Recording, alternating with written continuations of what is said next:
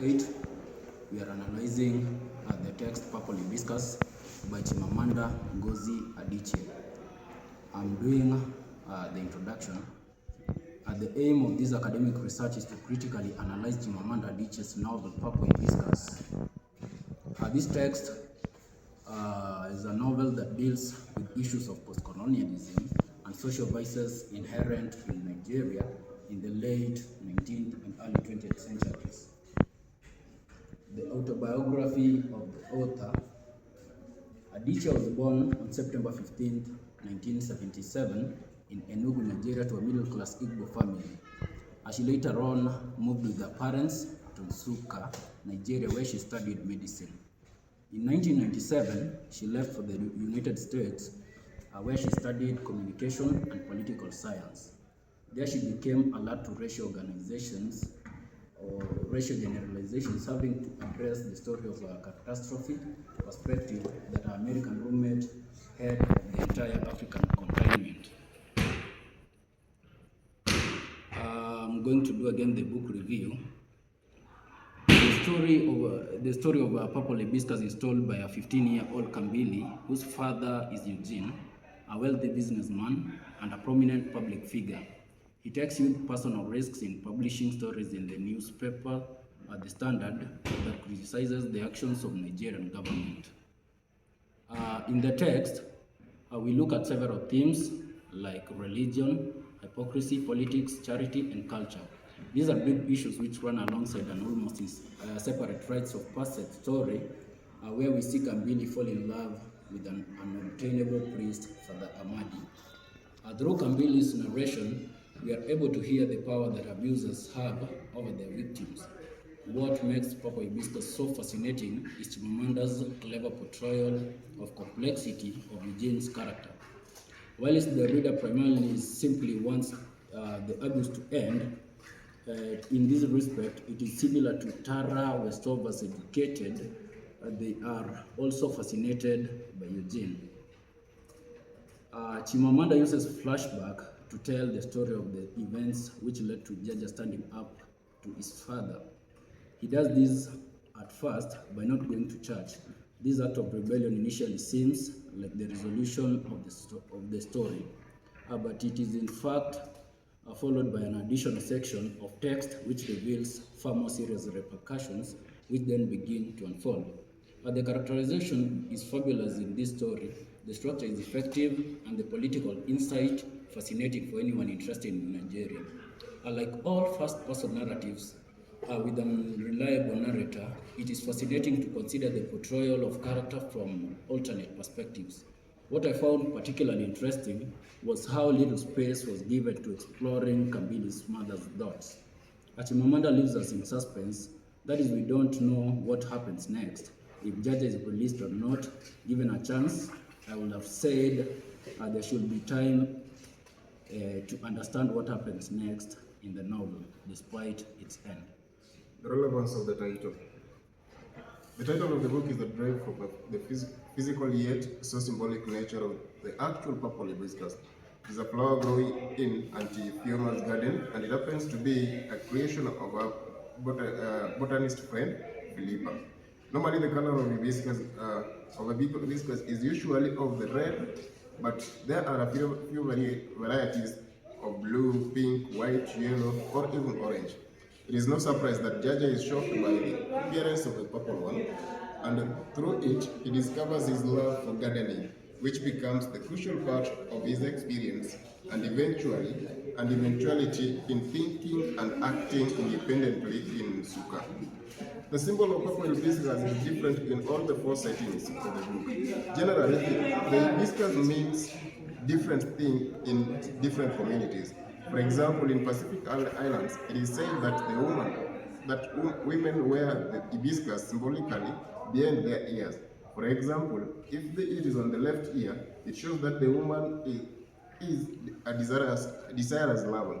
If it is on the right ear, it shows that the woman is taken. However, if it is on both ears, it shows that the woman is desirous and is taken and desires another lover.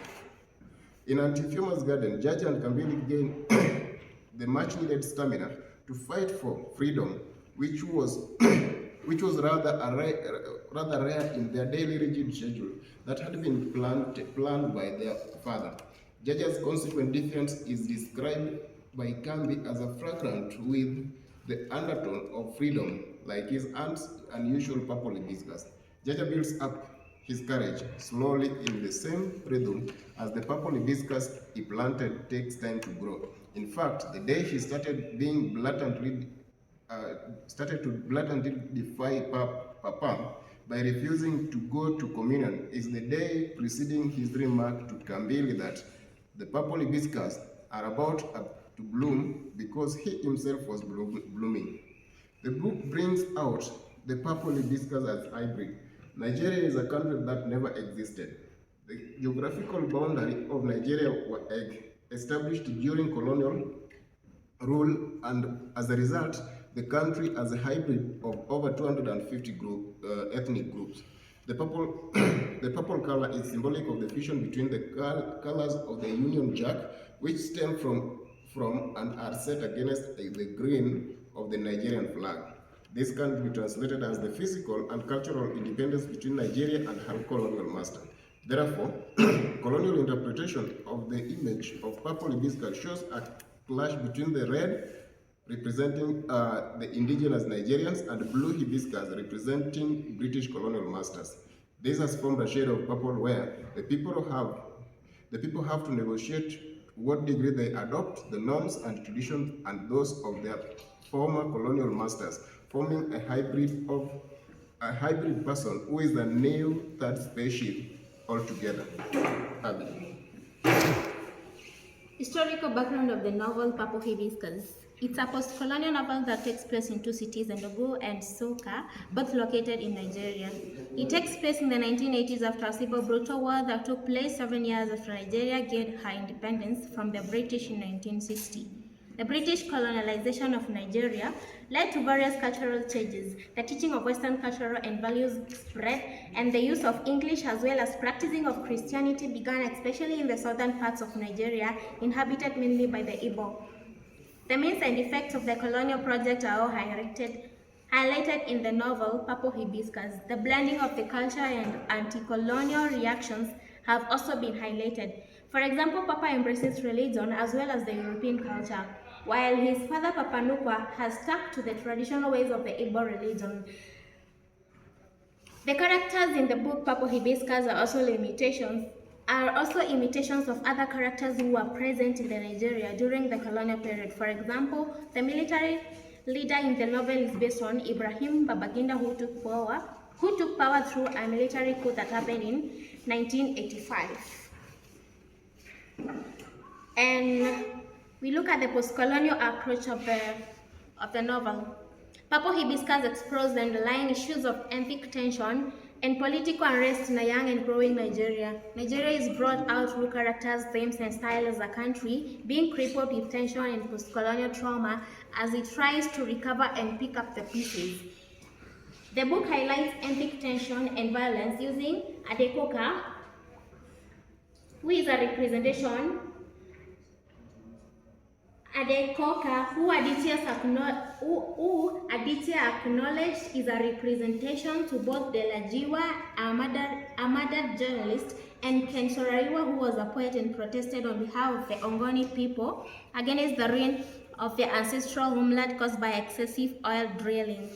He was an outspoken critic against the government and was arrested and hung under Abacha's rule, and Eugene Achike, who is a prominent businessman.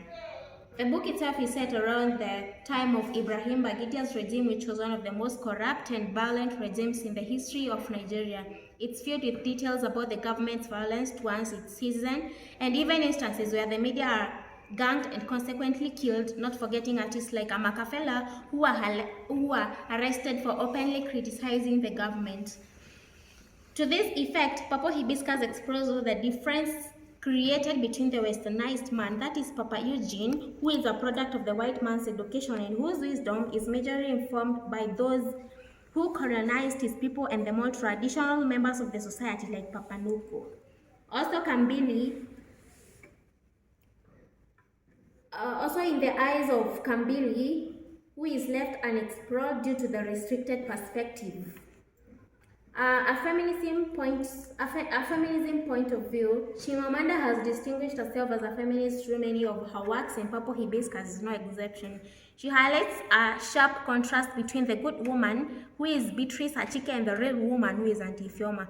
The good woman is far from being the source of comfort and rest. She suffers the effects of oppression and neglect as she maintains silence and positivity that a good woman must possess to remain good. She even bears violence and abuse. The real woman, on the other hand, is more upfront and not defined by boundaries. She sets her pace and does not conform to any norms unless it is set by her. This trait trickles down to even the offsprings, who become a sharp contrast of each other. The good woman's children are feeble and fragile as compared to the real woman's, who are more head-on, loud, outspoken, and can be seen to be more adventurous. Then you're going to look at how stylistic devices have been used by Chimamanda to bring out the themes in the novel. We have contrasts that brings out the theme of religion and family.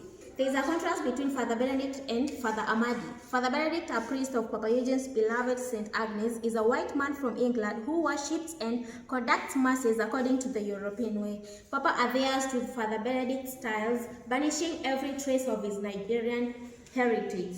Father Amadi, on the other hand, is an African priest who blends Catholicism with Igbo traditions. Just like Auntie Ifeoma, he believes faith to be both more simple and more complex than what Father Benedict preaches.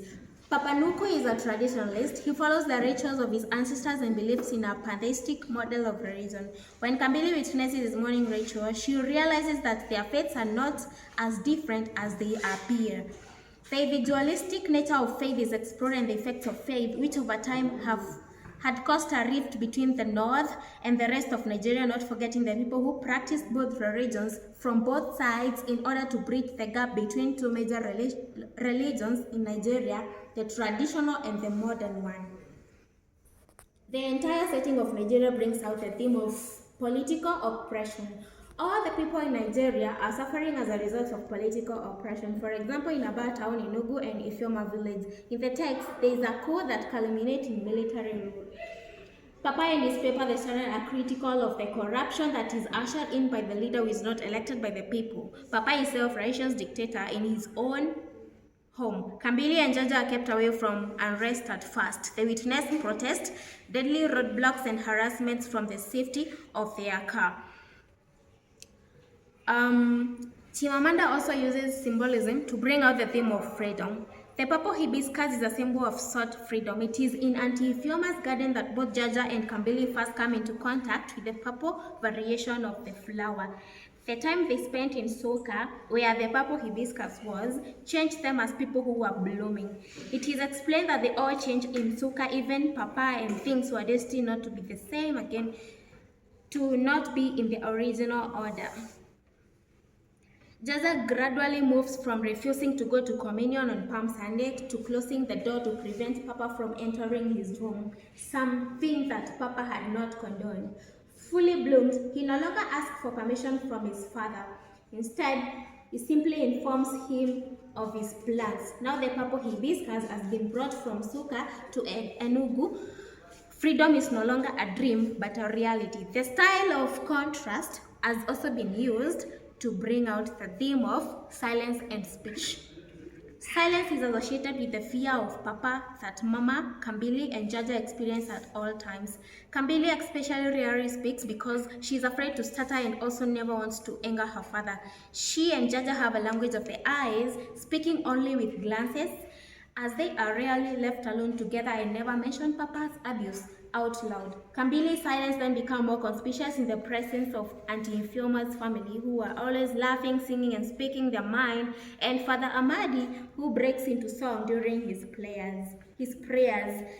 On the political level, Papa and Adekoka most strongly represent the power of free speech, as the newspaper is the only one to speak out against the corrupt government. Auntie Ifeoma too criticizes the corruption that she sees, unlike most of other professors. And then we have the vivid description that is used to explore the theme of violence. Violence starts at the top and works its way down.